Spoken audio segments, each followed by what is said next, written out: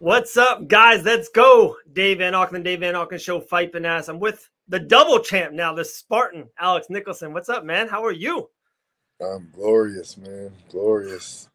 Enjoying Man, my day. you know me, Alex. Hey, we've been talking for a minute. We've been going way back, and I absolutely been loving watching this comeback, this journey, this evolution of Alex Nicholson, whatever you want to say, right? I'll get to this post. You made a great post yesterday, the day before on socials. But let me I've been loving watching this comeback. How does it mean more to you to kind of go through what you kind of had to go through and just kind of had to fall and get up and fall and get up? Is this even sweeter? Or is like you knew you were destined to be a badass motherfucker in the heavyweight division? You know what I mean? Like this is just who you meant to be. I mean, the journey of life, my life, including my fighting career, Right. it's just made me really appreciate waking up and being alive because a lot of people don't do that. And when you don't do that and you're caught up on wanting more and I need this, I need that, it really takes away from enjoying whatever you're doing. Because I believe everybody's a fighter. You might not fight in a ring or in a cage, but you wake up every day. You Right. have to make some money. That's your fight. That's your struggle. And almost losing my life, realizing I wasn't going to be here for my kid, realizing I was blaming everybody else and it was my fault. It's just showed me that everything else is just extra. You could be homeless and on the beach and happy. Like you might not Yeah. be doing what people are doing society wise, but you could literally just be content. And I everything else is extra, but that's making me work so much harder for more. And I'm very excited. You know, I was told I might not ever be the same. Um, I won two bare knuckle fights, a pro kickboxing title, and an MMA title, and did a few grappling matches, and I'm just really ready for the Vegas Commission to clear my name because I've been honest and Mm. transparent, and nobody that's ever been in my situation has gotten the fine I've gotten. But you know, that's making excuses too, you know, but I just wish that it wasn't all 4 years. It's still another year starting this October unless they have the hearing. I know Coach Roger Crawl is working on it, a couple other guys. But even all that, man, it's like, it's funny because I win these two titles and now everybody thinks I'm a millionaire. And Right. I would really wish I was, trust me. Yeah. You know, not talking anything about Titan. They're paying everyone as much as they possibly can, and it's a good organization. It's on the way up. You know, one of the best organizations. They just don't got the salary cap yet. Maybe they will one day.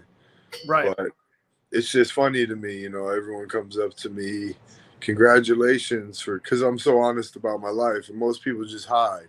I could try to look real cool. I could act like I was rich. I could front on Instagram and social media, and I'd probably make more money. But I don't want that anymore. I guess what I'm really trying to tell you is, you know, having my son, knowing that kids are looking up to me, I know what's right and what's wrong.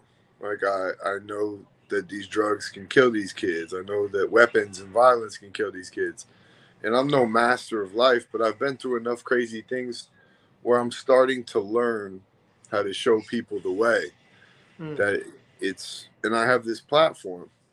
I have this thing that I do, and I talk to old men at a bar. If I sit down for a beer, I talk to people, and they're like, "What an interesting life in person."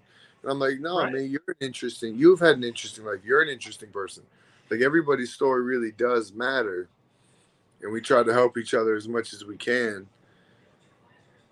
And I think the world would be a much better place, you know. So For it's sure. like I got this peace, love, and happiness vibe, and won these two world titles, and it's just I'm trying to find out really how to show people the way and help people because I want to do that. I'm just not the best at it. You know that post I made yesterday talking about overdosing on drugs and my accident, and so many people reached out to me after, and I'm like, well, hey, I don't have any answers for you. You have Right. to. I can tell you my story. It might help your story, but it's like if you're doing drugs and saying you're recovering, and then your whole life goes by, sure, you tried and you did the best you could do, but you should have had some kind of a breakthrough or epiphany to realize, hey, I'm not recovering from crack. I'm just a crackhead. Right. You know, and it's not funny to say that, but we like jokingly, but it's true. I've had so many people like I'm like 20 years recovering. Like you got to keep pushing them and inspiring them. So I'm learning how to try to do that and be patient in all aspects of my life, learning new things, and you know I'm real happy with my life right now. And I've and with had that out, can I say, like, it almost, to me, like, to hear you and all this, to me, you feel so good outside the ring, right? And you're happy in life and like kind of just figuring shit out and just like having a clear aspect outside of it. Do you think, I would assume that's making you better inside your fight career? Is that tough to say? Because the run you're on and just what I'm seeing you just, is this like the top? This is like, you might think you're a year or two away, maybe from the pinnacle of your mixed martial arts career, your fighting career. But right now, you look pretty damn good. Like, it seems like everything outside is flowing and freeing up and is kind of unlocking your mind inside the ring. Is that too much? Is that am I reaching? no. I mean, I don't go out there and like I used to be crazy and just go for it, try to make it an exciting fight. Now, when that bell rings and I start, I'm like, all right, I'm just gonna win, and it's making me finish people faster. Because Yeah. even last fight, I'm like, all right, he's kind of moving around. I know how to do it to choke somebody. Shit, I locked it up, and I knew once I had it, I was like, he ain't getting out of this. And then I was thinking in my head, like, do I want to win by submission? I got him, and then I was like, what am I thinking? A win's a win, you know. And sure enough, um, simple, easy, done. I mean, I weathered the storm. He surprised me trying to take me down, but I am a complete fighter now. I showed it, I think, against Ivy and Tony Lopez too. Ivy, what a tough guy. I mean, but that was so calculated and smooth, man. People think I'm cocky and crazy, but I would do that to Francis Ngannou. Like people would be like, "Wow, oh, well, okay." People would be like, you know, people would think the casual fan would be like, "No way that guy would even ever stand a chance." But people who know. Right. I could Right. stand in there, and if I hit him like anyway, he would go down. Like he's a human being. You know, not talking trash about the guy. I don't even know him, but I'm just saying I'm at that level. I'm heavyweight UFC champion of the world level.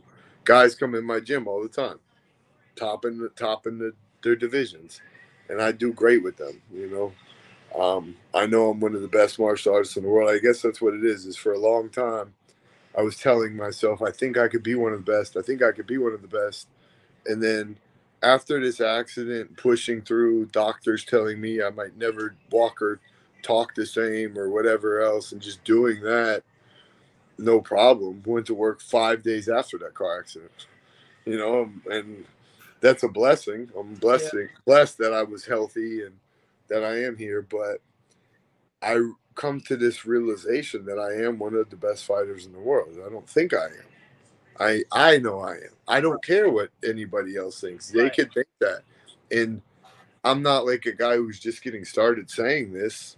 I'm a guy who's been in this game. Like if I retired now, the world might not know my name.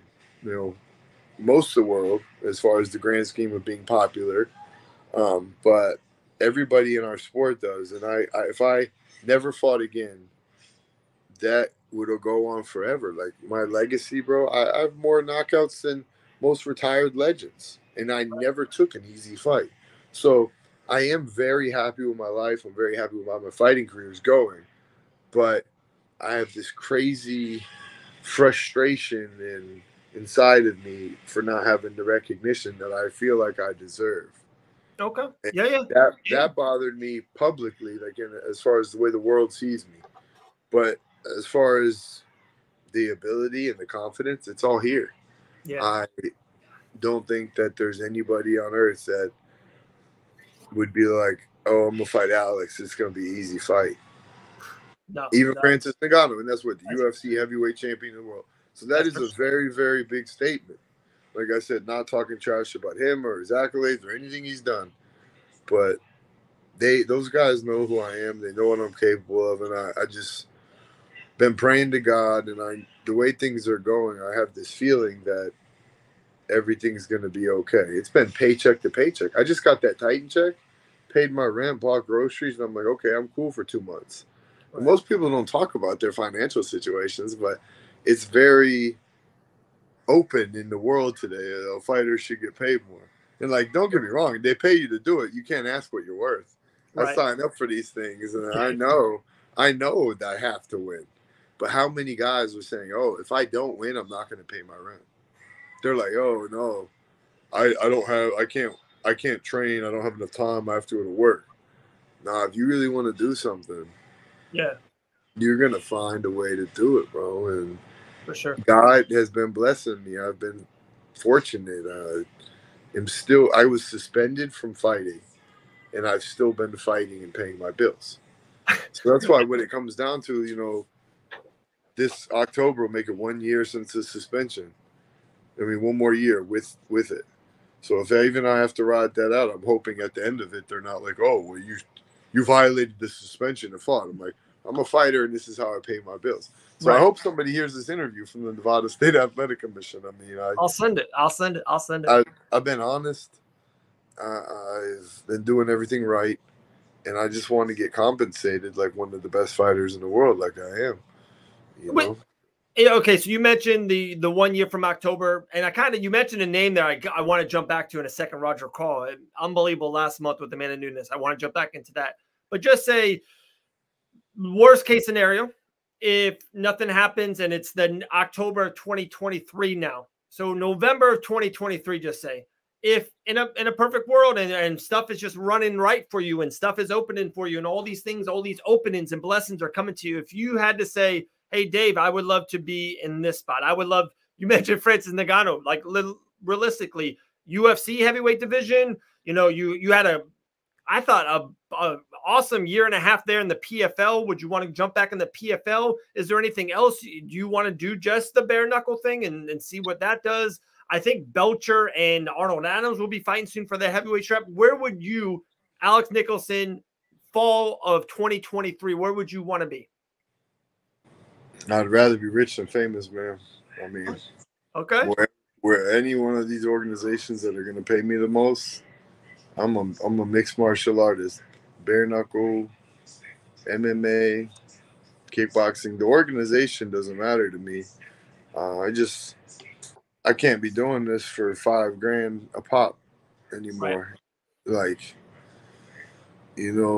I got a buddy who's a pressure washer, and he comes to the gym and trains hard and tells me he wishes he followed his fighting career. And I'm like, yeah, bro. Sometimes I wish I just owned a pressure washing company. Right. But all that stuff, I say these things just because I just accomplished something that I always wanted to do twice. 2 world title championship belts. And it is. I keep saying that to people, and they're like, don't take that away from yourself. It's a very prestigious organization, and you're the champion in 2 different divisions, kickboxing and MMA.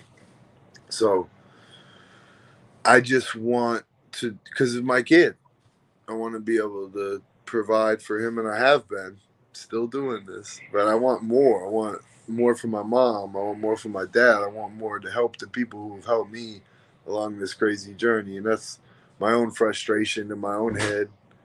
And, I just got to work on that. That's something I'm working on. I'm so happy some days, and then some days I'm so down about life. But that's everyone, whether they want to admit it or not. Right. 5-0 on the comeback. And to me, it's wild. Like how you're saying with the suspension still being held in, and you're still doing your thing. It's unbelievable if it's bare knuckle MMA and Biloxi and how that happened. And now with Titan, I would assume. What's up, Mr. Odin? What's up, guy? I told you. In a few minutes. We'll do a couple more minutes, Odin. A couple more minutes. I would assume you still want to stay super busy throughout this next year, and hopefully with Roger Crawl's help and Vegas Commission, all that, hopefully something really great happens. But I would assume regardless of that, you're still going to stay busy. Am I right on that? I'm going to fight as much as possible.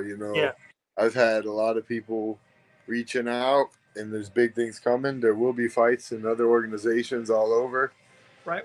So I'm waiting now for some potentially good news. You know, I had an offer that was exciting for another heavyweight title. I kind of was like, yeah, right away. And I talked to Julie and Roger, and they're like, well, you can get more money than that. Like, they know that I'm suspended, and they know that they can lowball me, but they know that I'm worth so much more.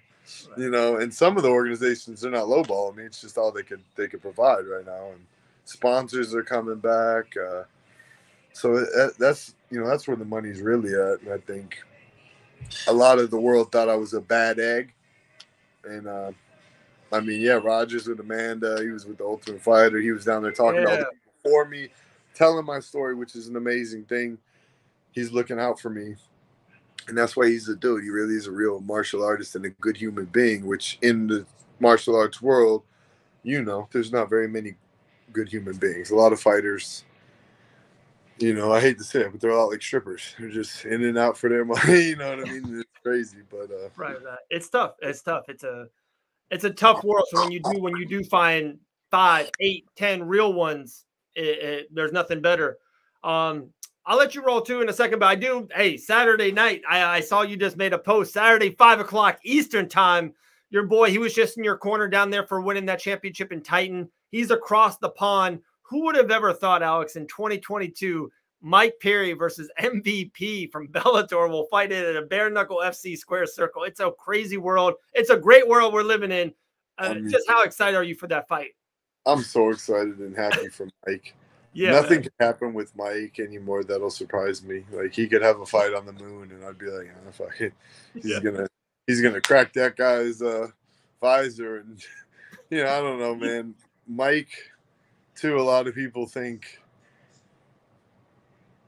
about the fight, and they think it's this crazy matchup for Mike, but in reality, I think it's really, really, really good for Mike. Like if I take away from Mike being my friend, obviously, I take away being biased as just a martial artist giving the opinion. It's a bare knuckle boxing fight, and MVP's best things are his knees and his kicks. Right. He can't use them. He's going to try to hit Mike, and it's no secret. Mike was very transparent in his interviews and said he's going to break his hands on his head, and he's going to end up clipping him. And I could really, really see that happening. I mean, I'm a big, big person myself. And when I've hit Mike very, very hard, I know Michael Venom Page can't produce this power. Right. He's a legend. He's good at what he does and whatever. But Mike is also very good at what he does. And it's a very exciting matchup for any martial arts fan. Nobody could say that they don't want to watch that fight. And I see Mike cutting him off and knocking him out, man, and just keep on doing big and great things. And I'm very, very happy for Mike. I tried to get on that card. I wanted to fight Greg Hardy on that card. Ooh.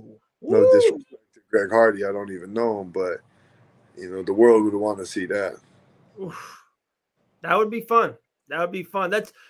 It's wild how many opportunities there are. There seems like the world, I don't know what it is, since probably even since this pandemic and all that crap, it's opened up. Like so many options are open. Like whoever thought, and I know Jake Paul sometimes gets a bad rap for a lot of people inside the game, right? But he's opening up stuff and just boxing opportunities and scenarios. And then all of a sudden the game break came around with Masvidal and Dean Toole. Like there's just a ton of options. It's very fun. Yeah. I mean, it's like, I get mad at martial artists that say that that's not fair when it's like, well, the kid got that famous and he got that platform. He did it himself. It's as fair as it has to be. It's life, man. Like, and if you're that good, then shut him up. Right. Like I see Sam Alvey going at it with them, and I think that's great. I would love to see Sam Alvey fight one of them. Me too, Alex. Me too. I think that's going to happen now. I really think that's going to happen. I mean, Sam's a tough son of a bitch too, dude. Yes. He's very people mistake his kindness for weakness, but that's a dangerous man. Yeah. And yeah, bro. Like I would fight Jake and Logan Paul at the same time. We could go to Russia. And I would gangbang those little blonde boys. You know, Yeah. put it on Pornhub. I forgot. Oh my Totally goodness. ruined that, bro. What's up, Oda, man? Back in school, dude.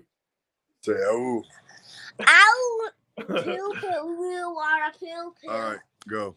You promised me you wouldn't interrupt this interview, bro. Get your little booty out of here. Not funny to me. It's not funny. Go.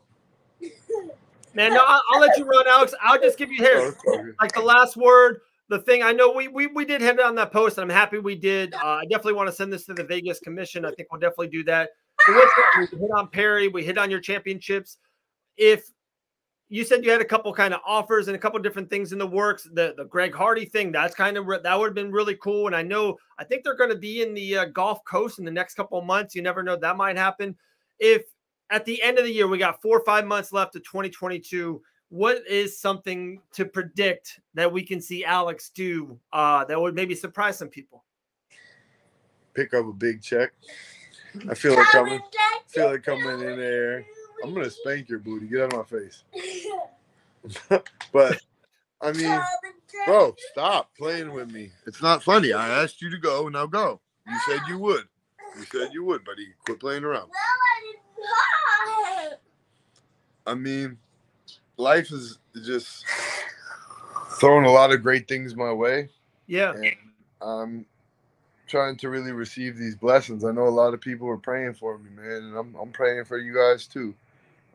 Whether you believe in God or not, you got to believe in energy, and we all got to know something created us, man. I've lost a lot of people close to me, friends, family, people that I thought that would be around a long time, and we really got to be here for each other. I think a lot of people forget that because we get caught up on our own stuff, man. But you could see something you might not expect from me. You know, not even fighting related, is just to be a better man, and never go back to being sad or confused about life, because it does get sad and it does get confusing, but I should say not get too sad or too confused, because I've really realized that it's just a bigger thing, man. It's sometimes you might not have energy to talk to that crackhead out front of the Wawa. You know, you might be a scared lady, and that's understandable, or like have kids, but when somebody needs help, like really, really needs it, we should all help each other, man. I'm not trying to have some viral epiphany or anything. It's just really how I feel, and I want to spread that, and be more caring and loving. And I think everybody should. And I think we get a bad rap for what we do. So, Dad, if you don't want me to come in here anymore, let me play shooting game. You can't play Grand Theft Auto. Fine, then I'll still come in here. You can come in here all you want, bro. Just Alex, you're the man. We'll let you roll, man. Hey, you know this. Dad comes first. You know what I'm saying? Being a dad comes first. Great run. Later on, and be good, buddy. All right. Listen to your old man. Yeah. Man, it's been an awesome.